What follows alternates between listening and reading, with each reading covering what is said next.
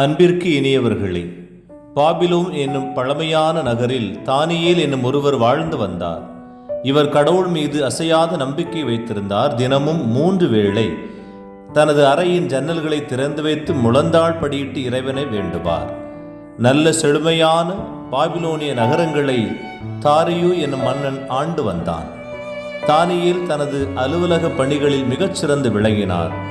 மன்னர் தாரியு தானியேலை தன் அரசு முழுமைக்கும் பொறுப்பாளனாக நியமிக்க எண்ணினார். ஆனால் உடன் பணியாளர்கள் இதனை விரும்பவில்லை.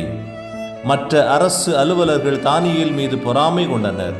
தானியேல் அவருடைய கடவுளுக்கு உண்மை உள்ளவராக இருப்பதையும் தினமும் 3 வேளை தவறாமல் ஜெபிப்பதையும் இவர்கள் அறிந்திருந்தனர்.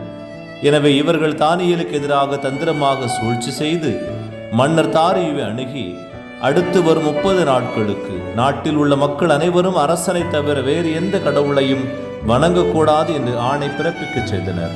தானியேல் வழக்கம் போல தன் கடவுளை 3 வேளையும் ஜன்னல்களை திறந்து முழந்தாள் படியிட்டு ஜபிப்பதை அந்த படை வீரர்களை கொண்டு அவரை கைது செய்தார்.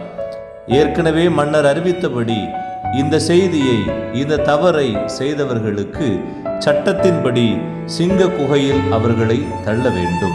எனவே அரசனுக்கு விருப்பமில்லை என்றாலும் கூட தானியேல் மீது திணிக்கப்பட்ட இந்த தண்டனை நிமித்தமாக அதை அவர் ஏற்றுக்கொண்டார். தானியேல் கர்ஜிக்கின்ற சிங்க குகையில் முன்பாக நின்றார். அந்த இரவிலே அவர் குகைக்குள் தள்ளப்பட்டார். சிங்கங்கள் முன்பாக நின்று பணிவோடு அவர்களோடு பேசினார். சிங்கங்கள் அமைதியாக அவற்றை கேட்டன. அவை அன்பொழுக தானியேலிடம் பழகின. இரவு முழுவதும் அவை அவரை ஒன்றும் செய்யவில்லை. அரசன் இரவு முழுவதும் உறங்காமல் தானியேலுக்கு என்ன ஆயிற்றோ என்ற ஏக்கத்தோடு கவலையோடு இருந்தான். விடியற்காலையில் குகைக்கு அருகாமையில் சென்று இந்த அரசன் தானியேல் தானியேல் என்று அழைக்க தானியேல் அக்குகையிலிருந்து அவருக்கு பதில் கொடுத்தார். என் கடவுள் இச்சிங்கங்களிலிருந்து என்னை விடுவித்தார், காப்பாற்றினார் என்று சொல்ல அரசன் மகிழ்ந்து உடனடியாக தானியேலை குகையிலிருந்து வெளியே எடுக்க ஆணை பிறப்பித்தான். தானியேல் மீது பொய் குற்றம் சாட்டி அவனை குகைக்குள் தள்ள தூண்டியவர்களை குகைக்குள்ளாக போட ஆணை பிறப்பித்தார். சிங்கங்கள் இம்முறை காத்திராமல் அவர்களை கடித்து குதறி கொன்றன. எனவே அரசன் ஆணை எழுதினான். தானியேலின் கடவுளை நமது நாடின் முழுவதுள்ள எல்லா மக்களும் வணங்க வேண்டும், ஏற்றுக்கொள்ள வேண்டும். அவர்களை அந்த கடவுளை மட்டுமே அவர்கள் வழிபட வேண்டும் என்று ஆணை பிறப்பித்தான்.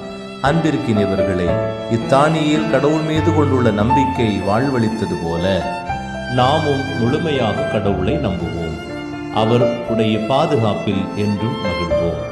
கேள்விகள்: தானியேலுடைய காலத்தில் பாபிலோனின் அரசனாக பொறுப்பேற்ற அரசனின் பெயர் என்ன?